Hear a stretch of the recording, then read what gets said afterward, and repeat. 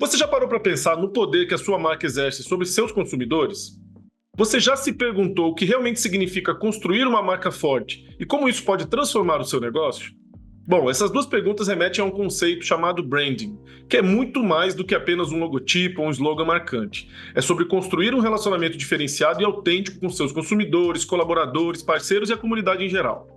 Eu sou Daniel Sakamoto e no episódio de hoje vamos explorar como o branding pode ser uma ferramenta poderosa para o crescimento da sua empresa. E vamos explicar melhor o que ele é, discutir estratégias práticas, exemplos de sucesso e erros comuns que devem ser evitados. Então se prepare, pois o episódio já vai começar. Varejo SA Podcast, episódio 138, Branding como ferramenta para o crescimento da empresa.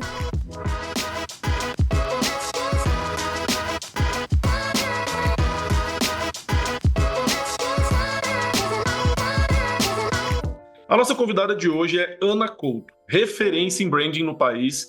Ela é especialista e precursora dessa disciplina no Brasil. Ela é fundadora da agência Ana Couto, que atua alinhando marca, negócio e comunicação para a construção de valor de grandes marcas nacionais e internacionais. Pelas mãos dela e de sua equipe já passaram grandes clientes como Coca-Cola, Fiat, Natura, Havaianas, Itaú Unibanco, entre outras marcas relevantes do mercado. Olá, Ana, seja muito bem-vinda ao Varejo SA Podcast. Obrigada, Daniel, obrigada pelo convite. É um prazer estar aqui conversando nessa temática aí, que eu acho que tem muita coisa boa para se falar quando a gente está falando de varejo, né? Então, acho que branding e varejo é uma boa conversa. Espero que gostem. Obrigado, a gente agradece muito sua presença. E para começar esse bate-papo, eu quero que você nos ajude a entender o que é branding, dizendo o que é branding e o que não é branding, para quem está nos ouvindo. Muito bom. Então, vamos lá. Na nossa visão, branding, na verdade, é gestão de valor, né? E assim, a gestão de valor desse intangível. E essa disciplina vem evoluindo nos últimos anos de uma forma muito importante, porque o mercado competitivo é cada vez maior, a decisão de compra é cada vez mais difícil e a relação com o seu consumidor é cada vez mais frágil. Então, cada vez mais a gente precisa trabalhar nessa relação de valor do branding. O que não é branding ou não só é branding, né? Branding não é só uma mudança de logo, ela não é só uma decisão tática, ela não é só uma decisão de o que você faz com a sua cultura empresarial. Então, o branding, no fundo, ele é uma amálgama, né, que alinha toda a organização nessa gestão de valor do futuro. Assim, o que você precisa para construir relações sólidas com seus clientes. Você, na introdução, você já falou uma coisa que é muito importante para o branding, é construir relações de valor para todos os stakeholders, né? Quando a gente está falando de stakeholders, quem são? Os colaboradores que estão trabalhando na sua organização, a comunidade que está ao entorno da sua organização ou do seu varejo, os seus clientes e consumidores, muitas vezes seus investidores, se você já é uma empresa que tem investidores, ou o mercado financeiro. Então, um pouco da diferença do marketing para o branding é isso. Ele não é só uma disciplina que foca na venda, no seu consumidor, mas ele é uma disciplina que foca na gestão de valor com todos os públicos de interesse. Legal. E qual que é essa relação do branding com o marketing? Ele é uma evolução do marketing? Ele é uma outra visão de marketing? Como é isso? Olha, o que a gente considera, tá? Eu acho que assim, o marketing ele é fundamental, ele é um instrumento muito importante na hora de você ir para o mercado, o pricing, o placement, onde é que você está. Mas o branding ele entra numa estratégia mais de corporativa. Então, a gente fala muito, você tem um business plan, você tem que alcançar certos mercados, você tem que dominar, você tem que crescer, você tem que expandir os seus serviços. Isso é uma estratégia corporativa. E o branding ajuda a te alavancar nessa estratégia, né, maior, mais macro. O século XX, vamos pegar o começo do século XX, final do século XX, né? Muitos produtos, criação de supermercado, criação de gôndolas, depois a evolução da forma de se fazer a comunicação, os love brands, depois, no final, a revolução de tecnologia, né, que influenciou muito a nossa forma de comprar, a nossa forma de encontrar coisas. Então, no século XX, o marketing foi estruturante, muito importante, porque a quantidade de novos produtos, novos mercados, estavam entrando, marcas globalizadas, marcas com portfólios enormes, né, oferecendo. Agora, no final do século XX, a gente começa a ver questões maiores que são também responsabilidade das organizações, né? Então, a gente está falando de uma gestão de valor do seu ecossistema, a gente fala muito, né, hoje de sustentabilidade, a gente está falando muito de ESG, a gente está falando que o consumidor hoje também pode ser um papel de investidor, de colaborador. Então, esses papéis que antes o marketing fala muito com o consumidor, expandiram, e o papel das organizações também começou a ser maior em termos de o que a gente chama responsabilidade governamental, responsabilidade sobre o seu ecossistema. E aí, essa disciplina que sempre existiu, na verdade, porque a gente tem marcas fortes, né, de 200 anos, Coca-Cola tem 200 anos, Hermès tem 200 anos, Louis Vuitton. Então, a gente tem muitas marcas que são históricas, Procter & Gamble, e elas sempre trabalharam com esse conceito de criar marcas, né, um branding muito forte, conexões muito emocionais com o seu consumidor, decisões de compra que estão além só daquela decisão de consumo, né, esse que a gente chama de love brand. Então, o que a gente vê no final do século XX é uma necessidade de se construir branding olhando toda a visão de accountability, de ecossistema de todo o seu mercado. Então, consumir só não é mais suficiente, né? Hoje você tem que consumir, você sabe, a gente está vivendo, né? O que eu dizer? O desafio do século XXI, crises climáticas enormes, né? Tem uma transição, modelo de capitalismo, consumo a qualquer custo, uma organização que produz, por exemplo, lixo, ou produz plástico, ou produz, né? Ela precisa estar responsável por tudo isso também, e sem perder o foco, né? Sem perder esse lugar de construção de valor. Então, hoje, você trazer a disciplina do branding para a sua organização, no fundo, é alinhar todos os seus pontos para que você cresça de uma forma mais competitiva, mas também mais saudável, mais sustentável. Eu acho que esse é um pouco a diferença assim, das necessidades que a gente está encontrando no século XXI e a necessidade de gerir tantos pontos de contato, tantas ofertas, né? Tantos consumidores aí sendo disputados por um consumo, né? Por uma decisão de compra que muitas vezes é difícil. E um modelo que mudou muito, né? Varejo, por exemplo. Como o varejo mudou nos últimos anos, né? As relações de consumo fluíram muito, né? Mais ou menos nessa sequência aí que você está falando, a forma como as pessoas consomem mudou, o objetivo, os interesses. Então, acho que o brand tem uma ascensão muito em paralelo com as mudanças das relações de consumo. Exatamente, né? Exatamente. Eu acho que é um reflexo da necessidade que a gente tem de prestar atenção de uma forma mais holística no todo, né? Porque pode fazer um tênis, né? Tem esse caso muito famoso, mas que eu acho que é um caso emblemático que muitos conhecem, por exemplo, a Nike, que, né, nasceu lá. Nike é uma empresa que parece mais jovem, mas ela já tem mais de 50 anos, né? Nasceu de uma marca que não tinha esse nome, depois ela repensou o nome para Rainha da Vitória, Deusa da Vitória, mudou o nome para Nike, depois ela tinha o objetivo de ter a marca de esporte mais valiosa, né, em termos financeiros, em termos de branding e de negócio do planeta. Começou uma ascensão muito grande de repensar o varejo dela. Pensa que antes ela não tinha lojas próprias, depois ela fez aquele Nike Town, que foi muito importante no final da década de 90, e era uma marca que, né, com modelos de negócio muito diferenciados, fez aquela parceria com o Michael Jordan. E aí o que aconteceu? Antes das redes sociais, começou a ter essa invasão de críticas que a Nike trabalhava com crianças e com trabalho escravo na Ásia. E a Nike falou assim, não, mas eu só tenho a marca, eu não me responsabilizo pela fabricação. De fato, ela só tinha marca e a fabricação era de terceiros. Mas o mercado falou, não, você é responsável sim pelo seu ecossistema.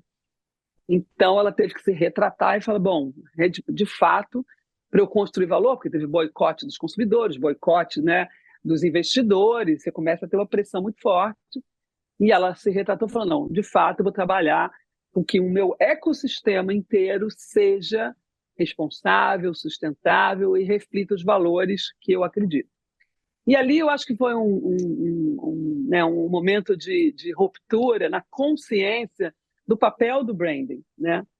Não é só vender tênis. Você, para vender tênis, você precisa entender todo o seu ecossistema e trabalhar a partir dessa premissa que você é responsável, né? Tem uma palavra que a gente não tem em português, mas que a gente acha accountability, né? Que é responsabilidade pelos seus atos e fazer algo que tenha impacto. Então, a partir dali, eu acho que não só dali, a gente tem histórias, né? A IKEA vendendo tapetes de crianças na Índia de 10 anos que faziam aquilo lá, não pode mais. Então, assim, eu acho que é uma consciência que para o século XXI é muito importante, né? Porque senão a gente vai acabar, enquanto sociedade, enquanto planeta, enquanto organizações. A forma que foi o crescimento do século XX, a gente vai ter que repensar. E o branding ajuda nesse lugar. Quando a gente fala que branding é gestão de valor, é esse lugar que a gente trabalha, né? Vamos pensar em tudo que você pode fazer para gerar valor para o ecossistema e não ganhar e perder o tempo todo, né?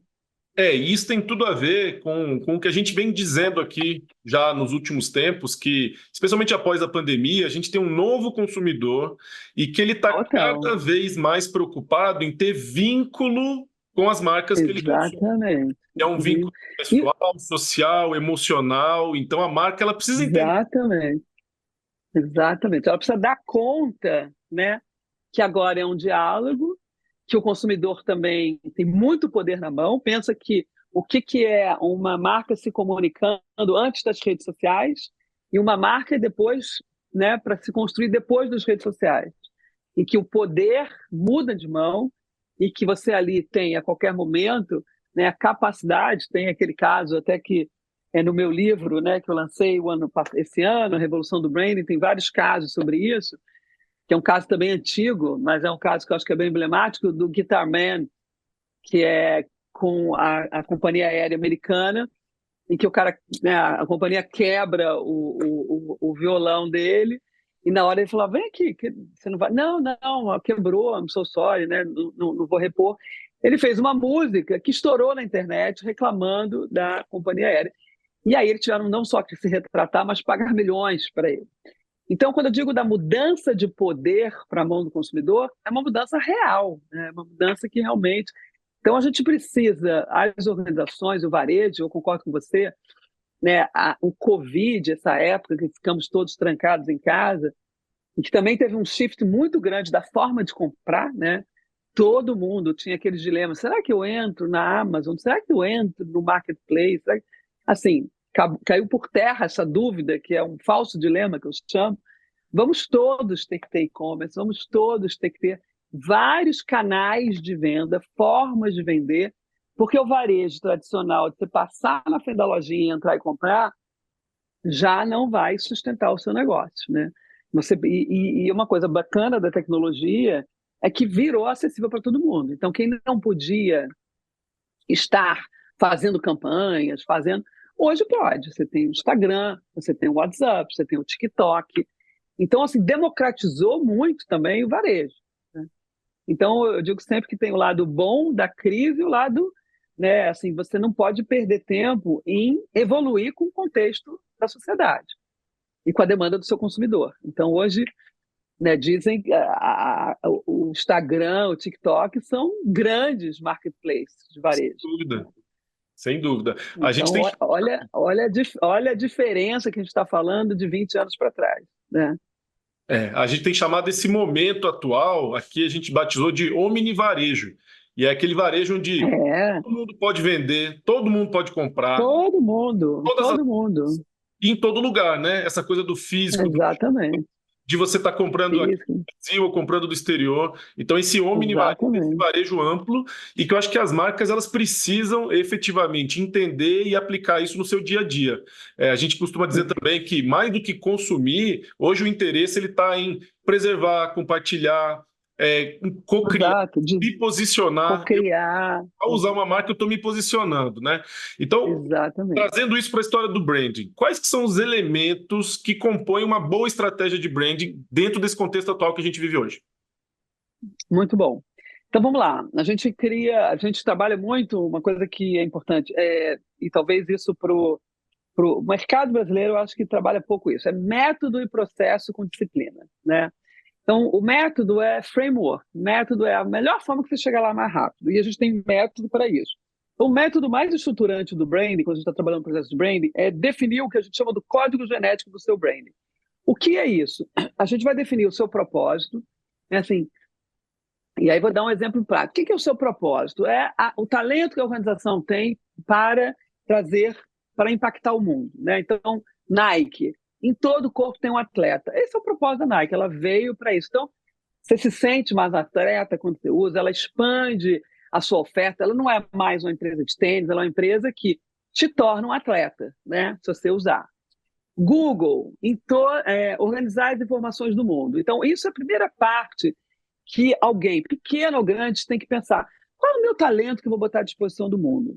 Esse é um ponto importante. Segundo definir o que a gente chama do faz e fala. O faz e fala é o quê? A sua marca é. Então, quais são os atributos de personalidade? Como é que você define a sua marca? Se eu falar para você, Daniel, se a pessoa Google, que a gente chama de atributos de personalidade, se a pessoa Google entrar nessa sala aqui para conversar com a gente, você acha que ela vai estar de terno ou você acha que ela vai estar casual? Você acha que ela vai estar com uma roupa casual? Você acha que ele é um jovem descolado ou você acha que ele é um cara formal? O que você acha que é a personalidade do Google? Mais A gente descolado, deve ter mais descolado. Então você vê que é uma personalidade clara para o mundo inteiro, né? Isso é uma parte, a marca é. Então você tem que definir a personalidade da sua marca. Depois, o negócio faz. Qual é a sua proposta de valor para o seu cliente? O que é a diferenciação que você traz? Vamos pegar um exemplo que eu acho que é muito interessante: proposta de valor da Starbucks, que é um varejo, né?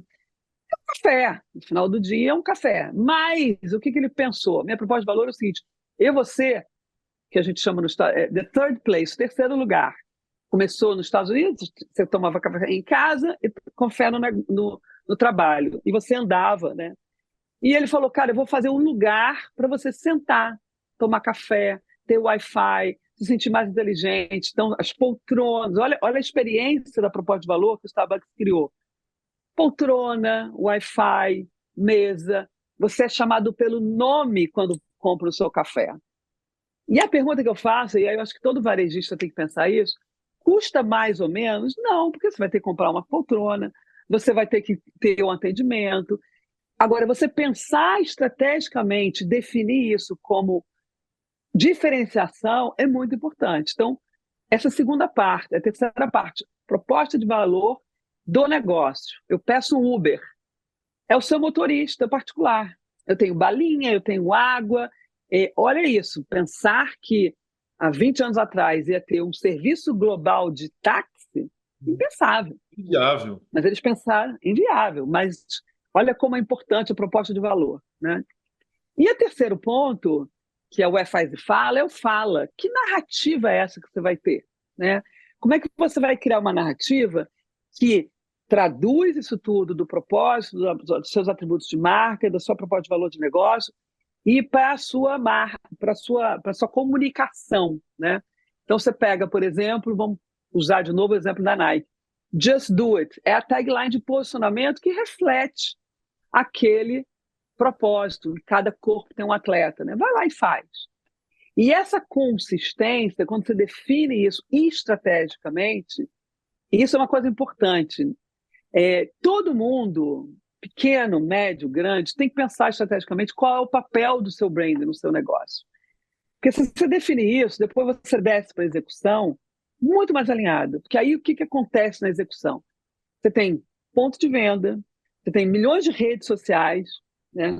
Você tem decisões, o que você vai postar, o que você não vai postar. E aí, esse é o lugar que o branding te dá diferenciação, propriedade visual, porque depois que você tem esse código genético estratégico, você também consegue definir visualmente qual é a sua cor, quais são os seus, que a gente chama dos assets visuais, né? O que é um equity? O que é valor visual? Então, se eu for falar para você uma marca que tem uma onda, que é vermelha, que tem uma garrafa, num shape específico, que traz o Papai Noel para a gente todo ano, que marca é essa? Coca-Cola, Coca-Cola. eles vão acertar.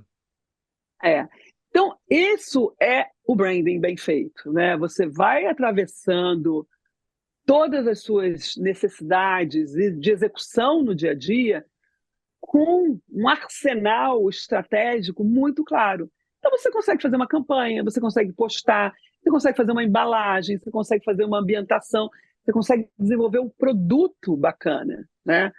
Não tem nada melhor um exemplo de um branding fortíssimo como a Nike, como a Apple, por exemplo. Estou usando aqui exemplos que todo mundo conhece, né? Mas isso é muito importante da gente entender, que ele sai de uma marca e uma coisa importante no branding, que nada é à toa, né?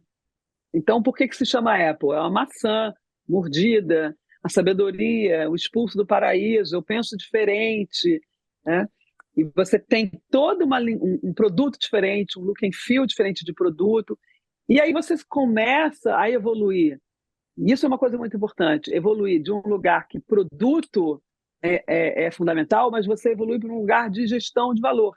Então, o seu produto é só mais uma coisa. Então, você tem um telefone, você tem um computador, você tem um iPad, você tem um earphone, todos com mesma consistência, propriedade e diferenciação que a Apple constrói.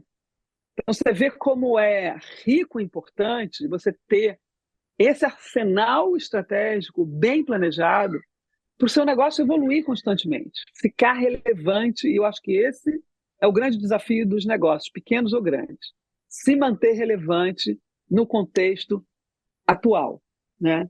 Eu acho que relevante esse ponto que você está trazendo é interessante, porque eu converso muito com especialistas aqui, trazendo estratégias que muitas vezes elas são um pouco distantes do micro, pequeno e às vezes até do médio empreendedor. Mas isso que você está falando de branding, inclusive pela forma tão clara e direta que você está trazendo, me parece totalmente acessível para um pequeno empreendedor olhar dessa maneira no seu negócio, descobrir o seu diferencial, se posicionar de uma maneira... Quem é o seu cliente? Então, isso me Qual parece... a dor do seu cliente, né? Você está trazendo exemplos de grandes empresas, referências, mas para o dia a dia do pequeno varejista isso é bem viável, né? Eu acho assim, e eu falo sempre isso, todo grande hoje foi pequeno um dia, né? Todo mundo tem, e isso é uma coisa muito legal dos Estados Unidos. A gente conhece a porta, né, a garagem que o Steve Jobs fez, a gente conhece a garagem da Microsoft que o Bill Gates fez. Todo mundo tem uma garagem um dia, gente, não se iludam. O primeiro McDonald's. Todo mundo. O primeiro McDonald's, né? Então, assim, todo negócio tem duas coisas. Ele passa por altos e baixos e ele precisa sempre estar decodificando o valor do próximo passo. Ele precisa estar sempre evoluindo, né? Porque se ele não tiver, e se o empreendedor não tiver esse lugar de sonhar grande, de querer crescer, é melhor ele trabalhar para alguém. É melhor ele trabalhar para alguém. Então, assim, um erro que eu acho grande é do empreendedor, ou do pequeno varejo, achar que ele tem que estar, a barriga tem que estar no fogão o tempo todo, né? Porque aí ele só vai olhar para baixo, o tático, o dia a dia. E quem olha o dia a dia não enxerga lá na frente. É que nem andar olhando para o chão. Você tem que andar olhando para frente. Então, é muito importante o empreendedor ou a pessoa que está querendo empreender um varejo, olhar as perspectivas, do mercado. Eu sempre falo isso, que teve uma época no Rio de Janeiro, acho que também em São Paulo, que tinha Yogoberry pelo mercado inteiro. Não sei o que é que tem uma onda. Yogoberry está na moda. E todo mundo abre um Yogoberry. Todo mundo tem o mesmo nome, todo mundo tem a mesma cara, todo mundo tem o mesmo produto. E eu fico olhando assim, gente, esse negócio daqui a 5 anos ninguém vai existir mais, né? Porque são todos iguais, não tem diferenciação nenhuma. O cara não pensa. Então, uma coisa que é muito importante, eu sou diferenciado, estou criando desejo de compra do meu cliente, desejo de relacionamento com o meu cliente, eu estou criando algo diferenciado. Eu uso sempre, quando eu vou fazer palestras para pequenos empreendedores, o exemplo de um pipoqueiro que virou um benchmark. Um pipoqueiro que começou a pensar na experiência dele. Então, ele tinha um uniforme diferente para cada dia, ele tinha um kit para limpar a mão, ele tinha vários tipos de pipoca com sacos diferentes, ele tinha benefícios para quem comprasse pipoca diariamente, ele tinha toda a estrutura de branding dele super pensada. E o que aconteceu? Virou o pipoqueiro, né? Cresceu, virou um mega benchmark. Então, primeiro é isso, assim, todo mundo nasce pequeno, a gente nasce bebê também. Eu falo sempre que marcas são que nem pessoas. A gente nasce bebê e a gente tem, né, o importante de pensar o que a gente quer no futuro. O que a gente quer são os planos que a gente quer apostar. Então, sonhe alto, queira crescer, mas se avalie o tempo todo. Se você está fazendo algo diferenciado, se você está fazendo algo proprietário, no sentido daqui a 10 anos eu vou criar algo que é reconhecido pelas pessoas, né? Uma marca reconhecida, uma cor reconhecida, e melhorando a experiência o tempo todo, porque o seu negócio não pode ser um produto, ele tem que ser, né, uma evolução constante, porque se você fidelizar, ele vai querer mais coisas de você, né? Legal. Pelo que você está falando, eu acho que tem duas coisas que são essenciais para o desenvolvimento de uma boa estratégia de branding. Uma é conhecer muito bem o público-alvo e outra é estar de olho na concorrência. Isso tem a ver com pesquisa de mercado, isso tem a ver com... Como é que isso se relaciona? Como que o empresário, o empreendedor, ele consegue estar de olho nessas duas coisas? Primeiro eu acho que assim, o teu olho não precisa ser, a gente sempre faz o que a gente chama do diagnóstico, decodificando o valor da organização, quando a gente começa um diagnóstico, um processo de branding. Então a gente avalia, primeiro, os executivos, onde é que eles querem chegar? Qual é o business plan dele? Qual é o plano de crescer? Para onde vai crescer? Qual é o market share que ele quer? Qual é a venda que ele quer? Então, a visão futura é muito importante. Então, essa visão interna. Segunda visão é essa que você falou, a visão do consumidor, a visão de fora. O que ele valoriza? Fazer um exemplo que eu acho bem interessante, que é do Nubank, né? O Nubank hoje vale mais que o Itaú. É uma loucura você pensar isso. É incrível. Por quê?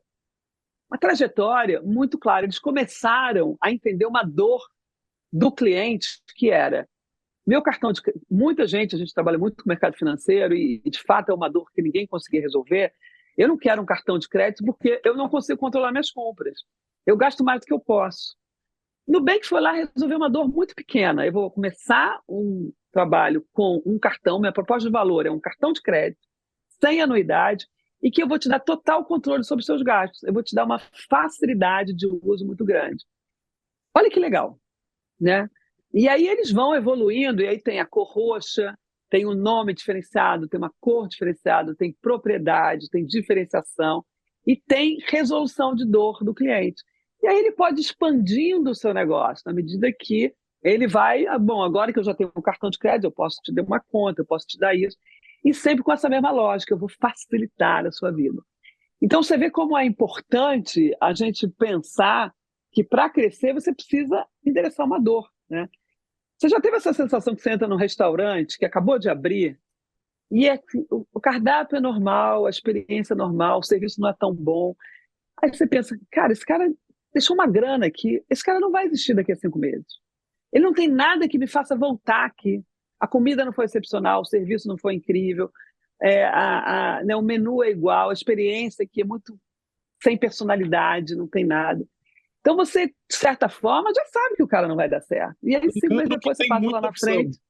E ele está num mercado que tem várias outras opções, super legais, super diferenciadas. Mas não te pega, sabe? Ele não tem nada que realmente te leve para voltar. E aí é um ponto muito importante.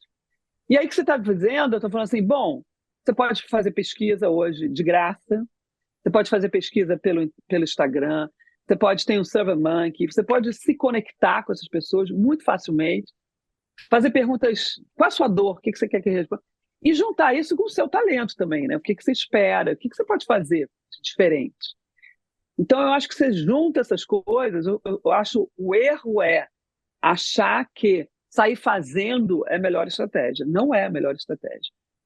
Você tem que pensar na sua estratégia e executar essa estratégia bem feita. Se não der certo no primeiro ano, essa estratégia de diferenciação, de criar relevância para a dor do seu consumidor, de criar propriedades visuais, e dar consistência a todos os pontos de contato, aí você pode falar, eu vou precisar pivotar aqui e pensar outras coisas. Talvez essa minha estratégia não esteja dando certo. Mas você precisa testar, né?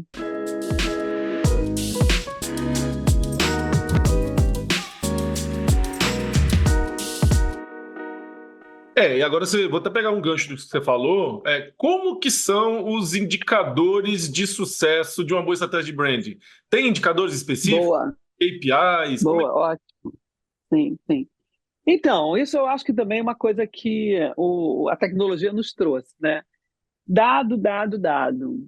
Teste, teste, teste. E quando a gente fala que branding é gestão de valor, a gente vai entrar nesse lugar que quanto você botou ali, qual é a retenção dessa mensagem, qual é o nível de fidelização que você tem do seu cliente, qual é o seu NPS. Então, você vai ter que montar KPIs, métricas, que você vai avaliar sobre a ótica de marca. Então, eu estou sendo reconhecido pela minha marca tem awareness, tem reconhecimento, eu tenho atributos diferenciados claros, então isso é importante. Depois você pode fazer KPIs de negócio. Eu estou crescendo meu negócio, eu tenho fidelização, né? Eu estou perdendo ou ganhando cliente, meu NPS, minha satisfação é alta.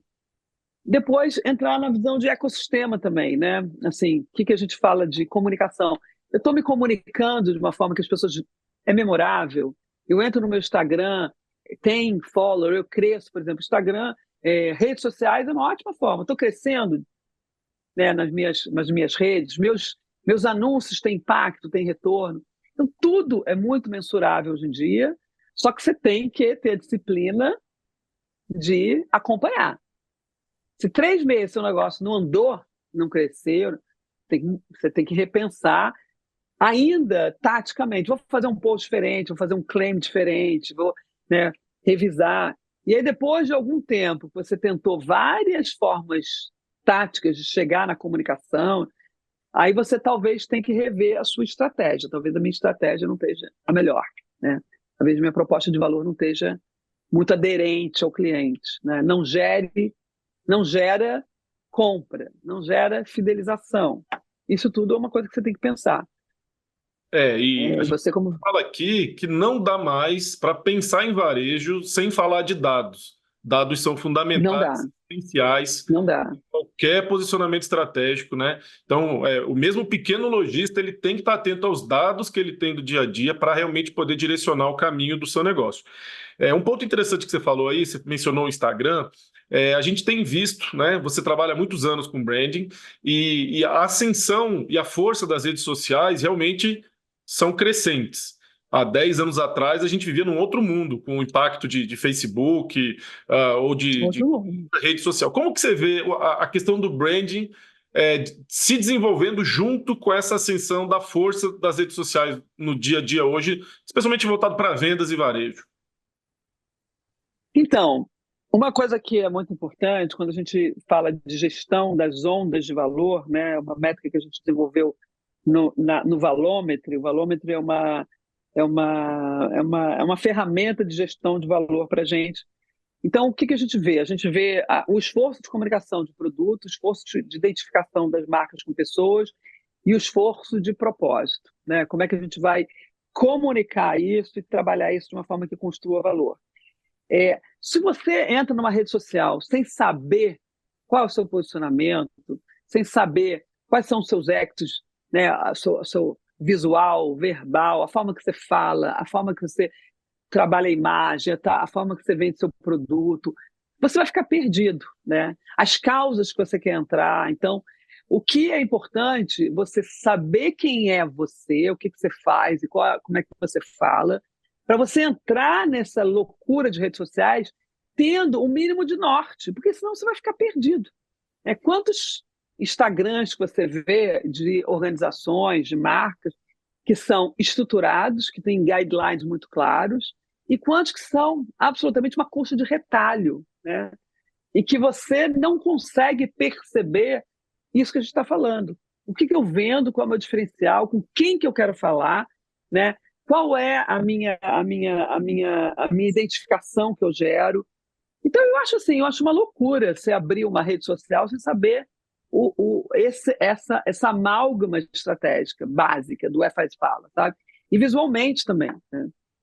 Então, eu acho que assim, todo mundo está falando de diversidade, aí eu vou lá, faço um post de diversidade. Todo mundo está falando de sustentabilidade, eu vou lá, falo de sustentabilidade. Todo mundo está... Você fica a reboque, né? Fica uma pedrinha de gelo Você fica só numa agindo, né? tempestade, só reagindo, só reagindo. Você não constrói valor, né?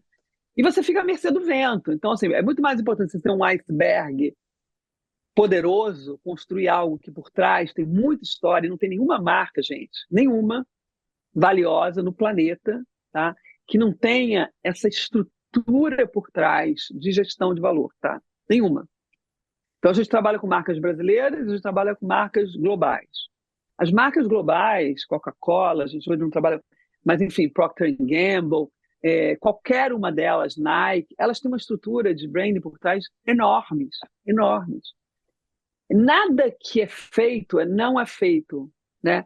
Tem que ser feito com consciência e com uma intenção muito clara. Então, isso é uma coisa importante. Com consistência também. Consistência, porque senão você não constrói nada. Pensa, na cabeça de um consumidor que recebe milhões de ofertas, você está, né, fazendo um scrolling na Amazon, você vai para uma marca que você conhece, você vai para um review que você conhece, é um shortcut, né? Uhum. É um lugar que você começa a se conectar. É difícil você comprar algo, eu pelo menos, de um lugar que você nunca conheceu, uma marca que você nunca viu, né? É difícil. E você estava falando aí de marcas nacionais, internacionais. Eu acho que é importante também a gente tangibilizar um pouco essa nossa conversa. Eu queria que você trouxesse para a gente aí pelo menos uns 2 ou 3 cases de sucesso da sua agência em que você participou ativamente. Aí você pode escolher a marca, mas só para tangibilizar um pouco para quem está nos ouvindo o que é realmente o impacto do branding no dia a dia. Vamos lá. A gente fez agora, tem muitos cases legais, né? A gente fez CBF, marca brasileira, Brastemp, Eletromídia, Havaianas, a gente Happy Eggs, a gente trabalha. Isso é uma coisa legal. Qualquer segmento precisa de um brand estruturado, né? Então, a gente pode falar, por exemplo, de Eletromídia, uma marca que comprou. Você prefere que eu fale de varejo, de Brastemp? Happy Eggs, eu não. Pode escolher. Falar de Brastemp. Vou escolher então. Então, vamos falar de Brastemp. Brastemp é uma marca brasileira, né, de mais de 80 anos. Veio, né, surgiu no Brasil resolvendo milhões de problemas. Trouxe a máquina de lavar, sempre foi muito inovadora, sempre tinha uma conexão emocional com o brasileiro muito grande, né? Inventou, criou produtos importantes, trouxe a geladeira para a sala, né, com a Brastemp pequenininha, botou cor na geladeira. Então, sempre foi uma marca muito inovadora. O mercado começou a ser muito competitivo de linha branca com Electrolux, Samsung, que tinham linhas muito calcadas em quê? Tecnologia, né? Então, uma extensão muito grande de produtos, diferente da Brastemp, que é focada na linha branca. E aí a gente começou a trabalhar o que essa marca tinha de valor. E a gente viu que tem muito valor e nesse reposicionamento. Então, era uma marca que era muito forte na cultura brasileira, né? Isso não é uma Brastemp. A gente olhou todo esse histórico de ousadia, de irreverência, de estar na conversa brasileira, de estar... E aí a gente definiu todo um trabalho, começando pelo propósito, você muda a casa para mudar o seu mundo, né? Isso começa a identificar o papel dessa marca que sempre foi, eu mudo a casa para mudar o mundo. Aí a gente traz um posicionamento, o outro posicionamento que é uma nova tagline. Brastemp é outro mundo, porque ela traz relações diferentes, né, para casa, ela trabalha com esse conceito. A gente remodela também a marca em si, o logotipo visual, e a gente traz todo o arquétipo do explorador, a gente resgata o que era o esquimó para ser o explorador, que é uma coisa muito forte também, e a gente fazendo muitas pesquisas com o consumidor, todo mundo amou a gente trazer de volta essa história, porque é uma coisa de origem nossa, e é um rebranding que traz muito esse questionamento, essa forma de conversar, né? As mulheres,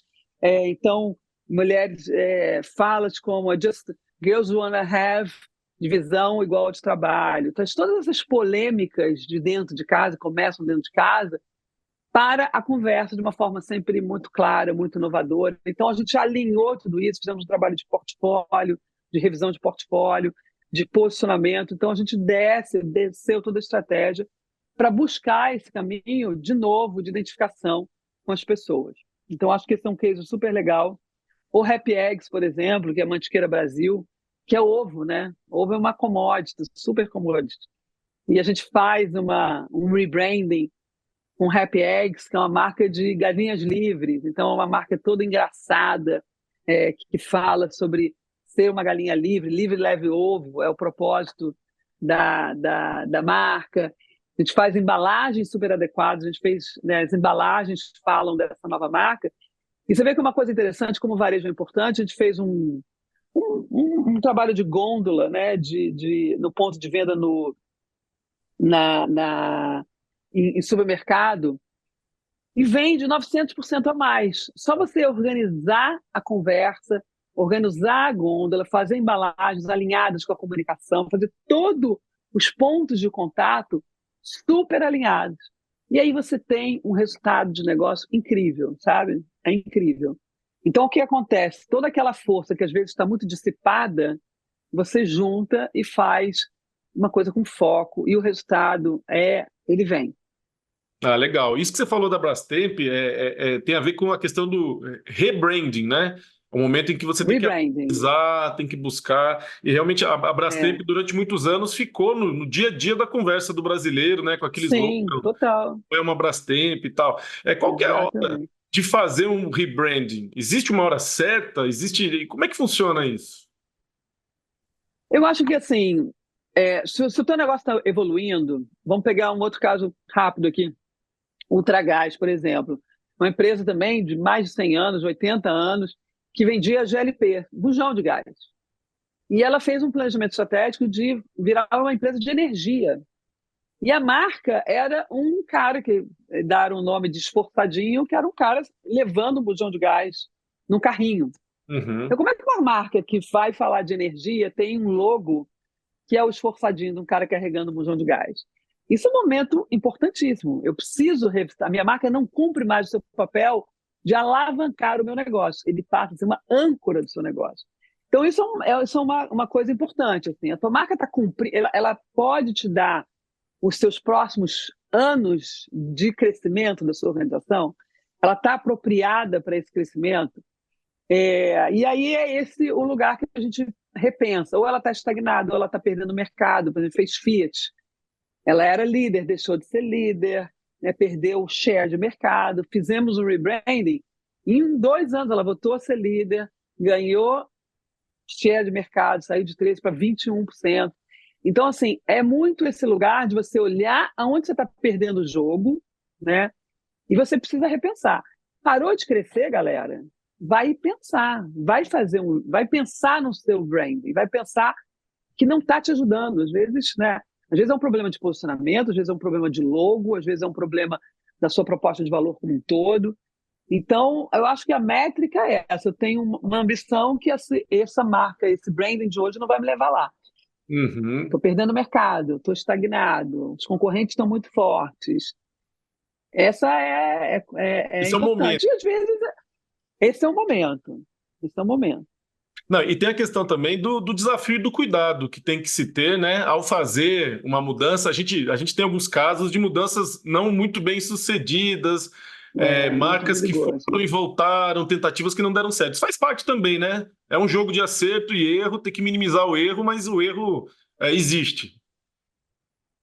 Assim, eu acho que a gente toma muito cuidado em 2 coisas quando a gente está fazendo rebranding. Um é trazer o valor do passado para o futuro, não jogar nada fora.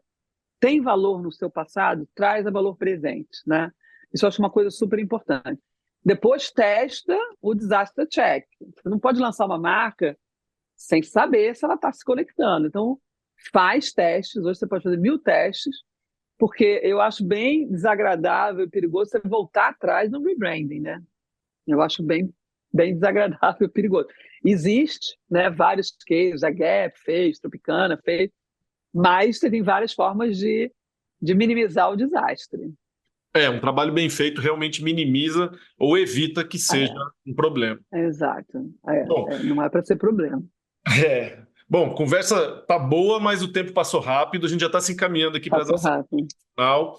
Não posso deixar de te perguntar sobre tendências. O que você vê pela frente quando a gente fala de branding? O que você vê que realmente tá mudando e que as pessoas têm que ficar atentas, porque em breve vai chegar para o dia a dia dessa conversa?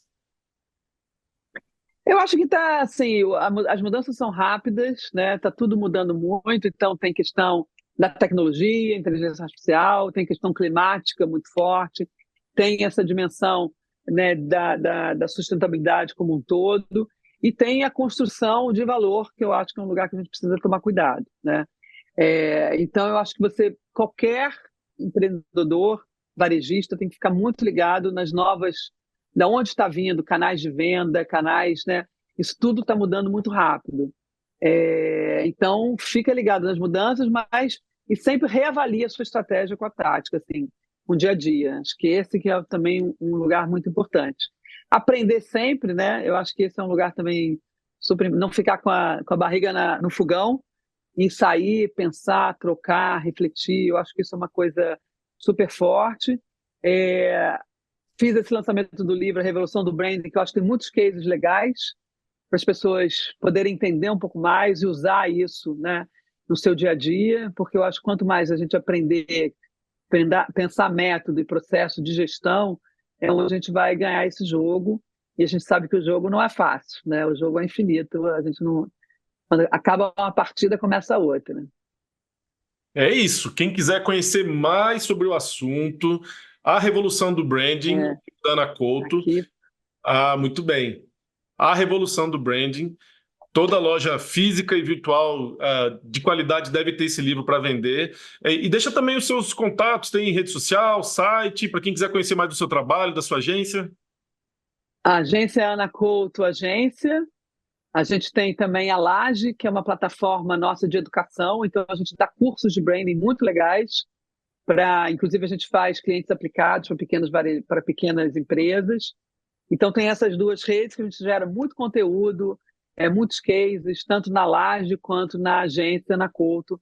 Você vai ver, a gente faz muitos trabalhos e está com esse propósito, né, de impulsionar as pessoas e as organizações a construírem mais valor. Então, contem com a gente, usem o branding como um grande aliado para crescer. Obrigado. A gente agradece muito você estar aqui com a gente, compartilhando suas experiências, seus cases de sucesso, todo o conhecimento que você tem nessa trajetória aí e num tema tão importante para o varejo brasileiro. Em nome de todo o Sistema CNDL, a gente agradece e fica à disposição para uma próxima conversa. Muito obrigada, Daniel. Prazer estar aqui com vocês. Obrigada pelo convite. Espero que curtam aí nosso bate-papo. Muito bem. Bom, a gente fica por aqui. Se você gostou desse episódio, não deixe de curtir, compartilhar e de se inscrever no nosso canal para ser notificado quando o próximo programa for ao ar. Na semana que vem tem mais. Um abraço e boas vendas. Este foi o Varejo SA Podcast. Se gostou, você também pode escutar os episódios anteriores no seu tocador de podcast preferido. Para conferir nossos conteúdos e outros conteúdos de interesse do setor, acesse varejosa.org.br e lembre-se de seguir a gente nas redes sociais. O nosso @ é o Sistema CNDL. Já no YouTube, procure por CNDL Brasil para nos encontrar.